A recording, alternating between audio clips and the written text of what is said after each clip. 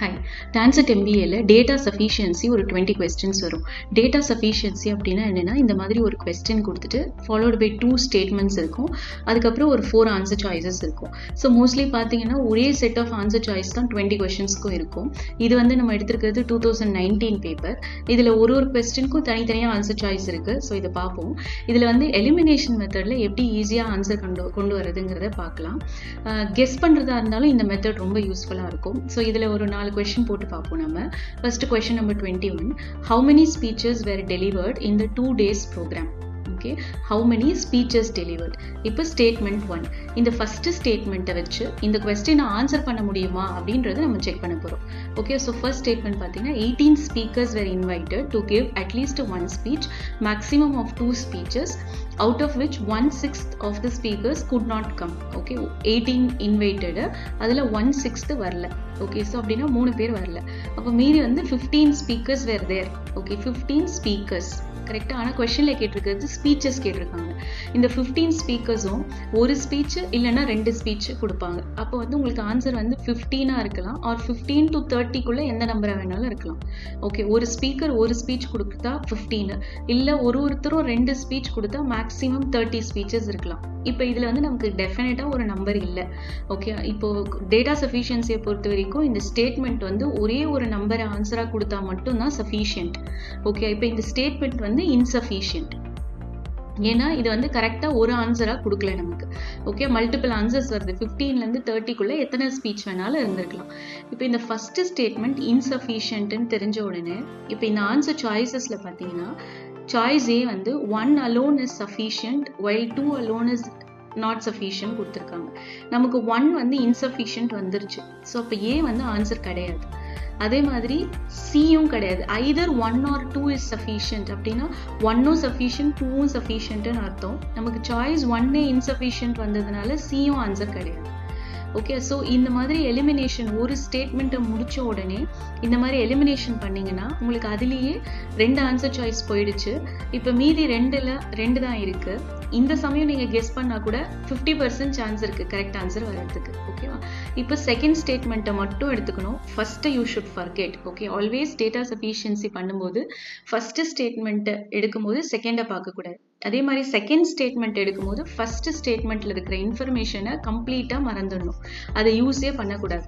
Okay, இப்போ second மட்டும் தான் நம்ம எடுக்க போறோம். செகண்ட் ஸ்டேட்மெண்ட்ல 1/3 of the speakers gave 2 speeches each அப்படின்னு கொடுத்துருக்காங்க. இதுல நமக்கு கொஸ்டின்ல இருக்கிற இன்ஃபர்மேஷனும் செகண்டும் மட்டும் தான் தெரியும். இந்த 18 1/6 இதெல்லாம் தெரியாது. Okay, 1/3 of the speakers gave 2 speeches அப்படின்னா ஃபர்ஸ்ட் எவ்வளவு ஸ்பீக்கர்ஸே நமக்கு தெரியாது செகண்ட் ஸ்டேட்மெண்ட்ல. அதனால செகண்டும் இண்டிவிஜுவலா இன்சஃபிஷியன்ட். ஓகே, இப்போ செகண்ட் இன்சஃபிஷியன்ட்னா அப்போ டி ஆன்சர் சாய்ஸ் இஸ் கான். பிகாஸ் டி என்ன சொல்லுது, செகண்ட் அலோன் இஸ் சஃபிஷியன்ட்னு போட்டிருக்காங்க. ஸோ அதனால கிடையாது. இப்போ மீதி இருக்கிறது பி தான் ஆன்சர். ஓகே, ஆக்சுவலி இதை கம்பைன் பண்ணாதான் நமக்கு ஆன்சர் வருது. நம்ம இந்த ஒர்க்கிங்ஸ்லாம் இங்கே போடவே இல்லை. எலிமினேஷன் பண்ணதுனால மீதி இருக்கிற பி தான் ஆன்சரா இருக்கணும். So both 1 and 2 R sufficient. Okay, so இன்னொரு கொஸ்டின் பார்க்கலாம். எப்படி எலிமினேஷன் பண்றதுனால நமக்கு ஈஸியா ஆன்சர் வருது அப்படிங்கிறத பார்க்கலாம். இப்போ கொஸ்டின் நம்பர் 25. ஓகே, ரொம்ப மேக்ஸ் கான்செப்ட்லாம் இல்லாத கொஸ்டினா எடுத்திருக்கேன், வேற ஒன்றும் இல்லை. Okay, question number 25. Who among A, B, C, D and E is exactly in the middle when they are arranged in ascending order of heights? Okay, so A, B, C, D height wise arrange பண்ணும்போது middle யார் இருக்கிறா அப்படின்னு கேட்குறாங்க. Okay, so lowest height இருக்கிறவங்க first, அடுத்து இந்த மாதிரி 5 people arrange பண்ணும்போது மிடில் இருக்கிறது யார்? ஏவா, பியா, சியா, டியா, ஈயான்னு கேட்குறாங்க. ஓகே, ஃபர்ஸ்ட் ஸ்டேட்மெண்ட் நம்ம D is taller than B but shorter than E. ஓகேவா? ஸோ இப்போ இந்த ஸ்டேட்மெண்ட்டை பொறுத்த வரைக்கும் நமக்கு டிபிஇ பற்றி ஒரு இன்ஃபர்மேஷன் கொடுத்துருக்காங்க. But there is no information about A and C. Okay, ஏவும் சியும் இதில் என்னன்னே தெரியல. இப்போ நமக்கு டிபிஇ தான் அரேஞ்ச் பண்ண முடியும். ஏ அண்ட் சி எங்கே வருவாங்கன்னு தெரியாது. அதனாலேயே first statement is insufficient. See I didn't work out anything. Okay, நமக்கு 5மே தெரியணும். ஏபிசிடிஇ 5 peopleோட ஹைட் ஆர் கம்பேரிஷன் தெரியணும். இங்க ஏ அண்ட் சி இல்லாததுனாலேயே ஃபர்ஸ்ட் ஒன் இன்சஃபிஷியன்ட். இப்போ ஃபர்ஸ்ட் இன்சஃபிஷியன்ட்னா we can eliminate A, answer choice A, because it is given 1 alone is sufficient. அதே மாதிரி eitherம் gone. Okay, because eitherனா என்ன அர்த்தம்? 1ம் சஃபிஷியன்ட் 2ம் சஃபிஷியன்ட்னு அர்த்தம். இங்கே 1 இன்சஃபிஷியன்ட் வந்ததுனால சியும் போயிடுச்சு. இப்போ செகண்ட் அலோன் எடுத்துக்கணும். Remember when you are looking at the second statement, ஃபர்ஸ்ட்ல இருக்கிற இன்ஃபர்மேஷனை கம்ப்ளீட்டா மறந்துடணும். செகண்டை மட்டும் தான் படிக்கணும். Okay, C is taller than B and E but shorter than A. இங்கே இந்த ஸ்டேட்மெண்ட்ல பார்த்தீங்கன்னா C, B, E, A இருக்கு, ஆனா D பத்தி எந்த இன்ஃபர்மேஷனுமே இல்லை. So we don't know where D stands. இந்த ஹைட் ஆர்டர்ல D எங்க வரும்னு நம்மளால ஐடென்டிஃபை பண்ண முடியாது, ஏன்னா கம்பேரிசனே கொடுக்காததுனால. அப்போ செகண்டும் இன்சஃபிஷியன்ட். இப்போ செகண்டும் இன்சஃபிஷியன்ட்னால B is gone. அப்போ லெஃப்ட் அவுட் D தான் ஆன்சர். ஓகே, நான் இதை கம்பைன் பண்ணி ஆன்சர் வருதா வரலையா, மிடில் யார் இருக்கா, அதெல்லாம் நமக்கு தேவையே இல்லை. ஓகே, எக்ஸாக்டா மிடில் யார் இருக்கிறா அப்படிங்கறதெல்லாம் நமக்கு தேவையில்லை. இது நம்ம ஆன்சர் பண்ண முடியுமா முடியாதாங்கிறது தான் கொஸ்டின். ஓகேவா? ஸோ நம்ம இந்த மாதிரி எலிமினேஷன் பண்ணதுனால நமக்கு டைரக்டா D ஆன்சர்னு வந்துருச்சு. இந்த கம்பைன் பண்ணி ஒர்க் பண்ற ப்ராசஸ்லாம் தேவையில்லை. ஓகே, ஸோ நீங்கள் ஃபுல்லாக ஒர்க் பண்ணிவிட்டு அப்புறம் ஆன்சர் சாய்ஸை பார்க்கக்கூடாது. எவ்ரி ஸ்டேட்மெண்ட் என்ன எலிமினேட் பண்ண முடியுமோ அதை பண்ணிகிட்டே வாங்க. ஓகே, இன்னும் ஒரு கொஷின் பார்ப்போம். இதே மாதிரியே மேக்ஸ் கான்செப்ட்ஸ் பெருசாக தேவைப்படாத கொஷின்ஸை தான் நான் எடுக்கிறேன். இந்த மாதிரி நிறைய வரும். சரி, question number 31. Okay, what is the code for sky in the code language? Okay, first statement alone you should take. Okay, in the code language sky is clear is written as like this. Okay, DERAFA னு எழுதுறோம். இப்போ sky எது கரெக்டா வரும்னா இதே ஆர்டர்ல கன்ஃபார்மா கிடையாது. ஓகே, எப்பவுமே கோட் லாங்குவேஜ்ல எழுதும் போது இதே ஆர்டர் கிடையாது. இப்போ ஸ்கைனா DE அப்படின்னு எடுத்துக்கூடாது. Okay, sky can be DE or RA or FA. 3 இருக்கிறதுனால நமக்கு கரெக்டா ஸ்கை எதுன்னு தெரியாது. ஸோ அதனால இது இன்சஃபிஷியன்ட்.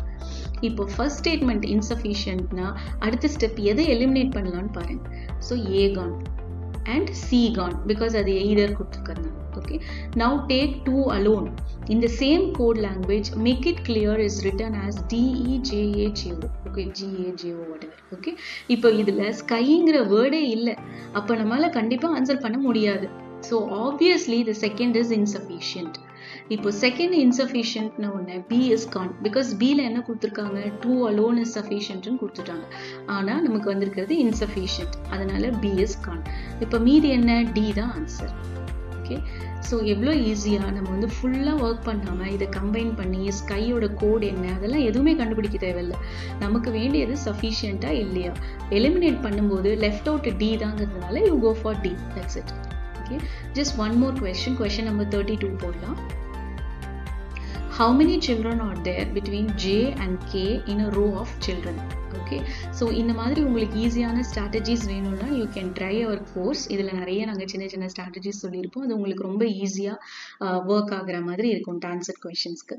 ஸோ இப்போ இதில் என்ன கேட்குறாங்கன்னா how many children are there between J and K? Okay, ஜேக்கும் கேக்கும் நடுப்புற எத்தனை பேர் இருக்காங்க?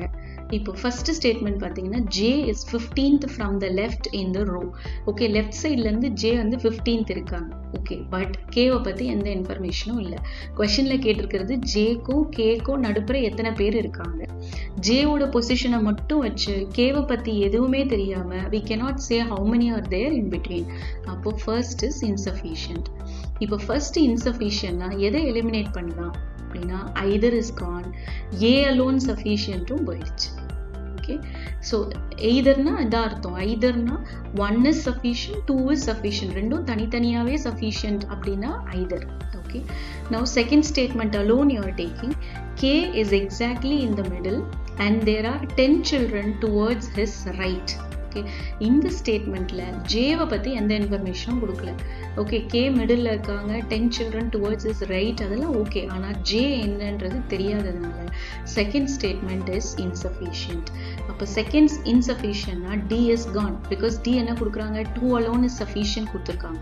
ஆனால் we got insufficient. அப்போ லெஃப்ட் அவுட் தான் ஆன்சர். ஆன்சர் வந்து B. Okay, both are required. அதாவது ரெண்டு இன்ஃபர்மேஷனையும் சேர்த்தா நமக்கு ஆன்சர் தெரியும். பட் சி, அந்த கேல்குலேஷன்லாம் நம்ம போடவே இல்லை. ஜேக்கும் நடுப்புற கேக்கும் இன் பிட்வீன் எவ்வளோ ஸ்டூடெண்ட்ஸ் இருக்காங்க, சில்ட்ரன் இருக்காங்க, அதெல்லாம் எதுவுமே கேல்குலேட் பண்ணல நம்ம. ஓகே, ஃபர்ஸ்ட் ஸ்டேட்மெண்ட்ல கே பற்றின இன்ஃபர்மேஷன் இல்லை, இன்சஃபிஷியன்ட். செகண்ட் ஸ்டேட்மெண்ட்ல ஜே பற்றின இன்ஃபர்மேஷன் இல்லை, இன்சஃபிஷியன்ட். ஒவ்வொன்றும் எலிமினேஷன் பண்ணதுனால லெஃப்ட் அவுட் தான் ஆன்சர். ஓகே, ஸோ இந்த மாதிரி ப்ராசஸ் ஆஃப் எலிமினேஷன் வந்து டேட்டா சஃபிஷியன்சியில் ரொம்ப யூஸ்ஃபுல்லாக இருக்கும். ஒரே ஒரு ஸ்டேட்மெண்ட்டை கன்ஃபார்மாக தெரிஞ்சதுன்னா கூட 2 ஆன்சர் சாய்ஸை எலிமினேட் பண்ணிவிட்டு நீங்கள் அழகாக கெஸ் பண்ணலாம். So data sufficiency easy scoring section தான், அதை விட்டுடாதீங்க. உங்களுக்கு இந்த மாதிரி டெக்னிக்ஸ்லாம் தெரியணும் அப்படின்னா எங்கள் கோர்ஸை ட்ரை பண்ணி பாருங்கள். Thank you, by.